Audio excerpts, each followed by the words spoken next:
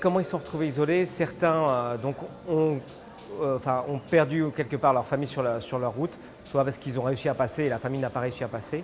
Mais la plupart du temps, en fait, soit ils ont été mandatés par leur famille pour partir, ou alors c'est eux qui ont pris cette décision de partir. Il y a beaucoup de dangers déjà au sein même des jungles ou des bidonvilles. Alors il y a des dangers qui sont liés à la santé, au froid. Il y a des dangers par rapport aux violences. Donc il y a des violences entre migrants, il y a des violences policières et il y a des violences aussi liées à des milices. Et il y a toute une violence liée aussi aux passeurs, c'est-à-dire qu'ils prennent des risques pour pouvoir passer. Et les passeurs souhaitent faire en sorte qu'aucun ne puisse passer gratuitement. Et donc il y a des menaces, des agressions et autres. Donc ça, c'est un des premiers dangers. Ensuite, la route a été souvent très traumatisante. Donc on s'aperçoit qu'une partie des mineurs ont des traumas qui sont liés donc à cette route-là.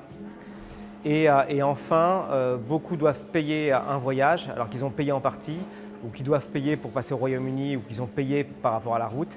Et donc, ces mineurs-là, souvent, ont des dettes ou cherchent à gagner de l'argent. Et là, ça les met aussi en danger et ça peut les mettre dans des situations d'exploitation et de traite des êtres humains. Effectivement, il y a des jeunes femmes qui se prostituent, alors des jeunes femmes et des moins jeunes.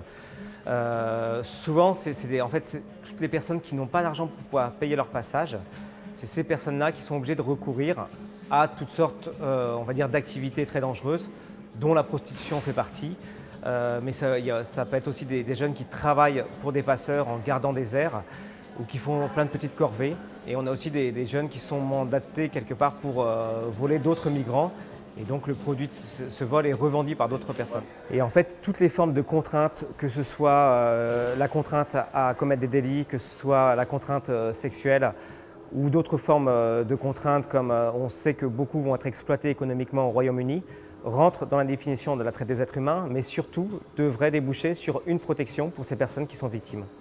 Déjà, il faut que ces personnes puissent être rencontrées par des intervenants sociaux qui connaissent leur langue, qui sont formés pour ce travail-là, afin qu'il y ait une évaluation, afin de comprendre si leur situation de danger est réelle ou non, et ensuite comment faire une protection qui soit optimale pour ces personnes-là. Ce n'est absolument pas le cas aujourd'hui. C'est vrai que la plupart des personnes n'ont pas été rencontrées. Souvent, elles ont des informations erronées qui sont données par les réseaux de passeurs qui n'ont aucun intérêt à ce que ces personnes soient protégées, puisque ça voudrait dire qu'elles ne payent plus d'argent pour passer. Et ensuite, il y a tout un dispositif qui doit être construit, qui va de la mise à l'abri inconditionnelle, et ensuite donc l'accès aux droits communs, c'est-à-dire à des foyers de protection de l'enfance où les mineurs pourraient avoir une formation, avoir un métier et donc pouvoir s'insérer dans la société.